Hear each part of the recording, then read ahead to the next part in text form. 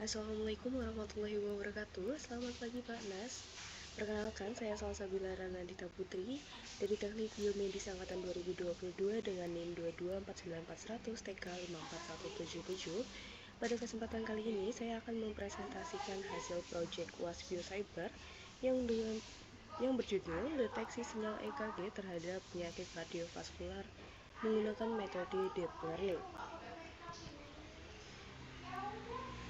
Penelitian ini dilatar belakangi oleh data dari WHO yang menunjukkan penyakit kardiovaskular merupakan penyebab kematian nomor 1 di dunia dengan jumlah lebih dari 17,5 juta kematian per tahunnya, atau sekitar 31% dari total kematian global. Dan yang paling memprihatinkan, terdapat 75 kasus yang terjadi di negara berkembang, salah satunya adalah Indonesia.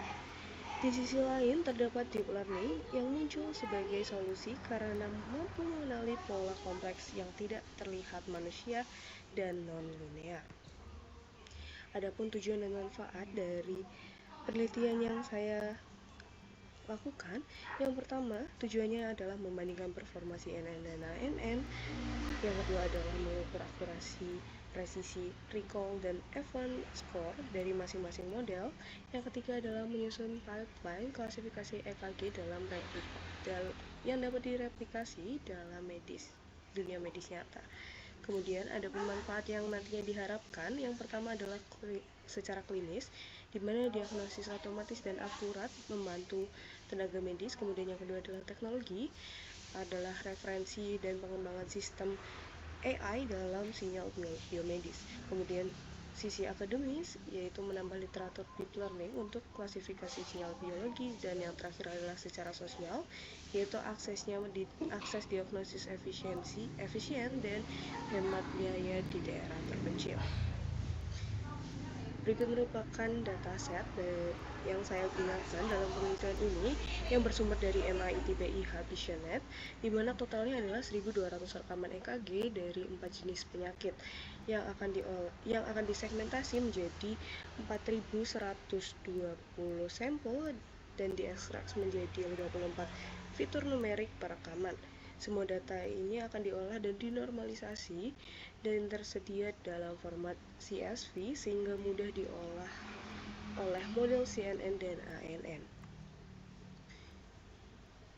Kita masuk ke metode deep learning yang pertama yang saya gunakan, yaitu Convolutional Neural Network atau CNN, di mana memiliki poin-poin utama, yaitu CNN sangat efektif untuk data spasial dan temporal seperti sinyal EKG. Ia juga bekerja dengan mengekstraksi fitur secara lokal dan otomatis, seperti bentuk gelombang QRS dan T pada EKG. Kemudian CNN ini juga bersifat translasi invarian, di mana artinya ia tetap bisa mengenali pola walaupun lokasinya bergeser. Kemudian ini juga membuat CNN lebih handal dalam menangani sinyal dengan variasi antar individu dengan ilustrasi seperti pada gambar berikut. Kemudian metode yang kedua yang saya gunakan adalah Artificial Neural Network atau ANN yang memiliki poin-poin utama, di mana ANN ini memiliki arsitektur lebih sederhana yang umum digunakan. ANN juga bekerja secara feed forward dari input ke output dengan hidden layer di antaranya. ANN juga sangat cocok untuk data yang sudah diolah tetapi tidak sekuat CNN dalam menangani pola spasial. Meskipun begitu, ANN juga lebih ringan dan cocok untuk sistem real-time atau perangkat low resource dengan ilustrasi seperti pada gambar berikut. Adapun flowchart dari langkah uji yang saya lakukan, mulai dari pengumpulan data, preprocessing data, feature extraction data, pembagian data menjadi testing dan training, pelatihan model yaitu CNN dan ANN, dan evaluasi hasil model. Langkah yang pertama yaitu pengumpulan data, di mana pengumpulan data ini menggunakan dataset EKG dari MIT BIH Visionet via Kaggle. Data ini sudah dalam bentuk fitur numerik bukan sinyal mentah dengan 54 fitur per sampel. Di sini saya menggunakan library pada Google Colab seperti pada SSN kode sebagai berikut. Langkah kedua yaitu preprocessing data, di mana dalam tahapan ini melakukan normalisasi agar skala datanya seragam, dan mereshape data agar sesuai format input model, misalnya reshape ke samples feature 1 untuk CNN dengan kode sebagai berikut.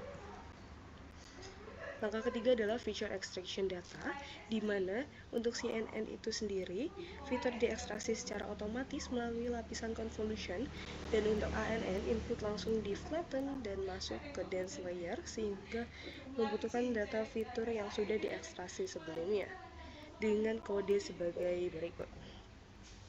Langkah yang keempat yaitu pembagian data, di mana data ini nantinya dibagi menjadi data train dan test, dan nantinya akan dilabelkan dikonversi menjadi one hot encoding agar cocok dengan output layar model klasifikasi dengan kode sebagai berikut. Langkah kelima yaitu pelatihan model atau training model. CNN dan ANN akan di-training menggunakan optimizer Updam, dan proses training ini dilakukan dalam beberapa epoch dengan batch tertentu untuk mengurangi loss dan meningkatkan akurasi, seperti pada gambar A yaitu pelatihan model CNN dan gambar B merupakan pelatihan model ANN. Tahap ke-6 yaitu evaluasi model, di mana model ini akan dievaluasi menggunakan 4 pentrik utama, yaitu yang menghasilkan akurasi CNN sebesar 99%, sementara ANN mencatatkan akurasi sebesar 98%.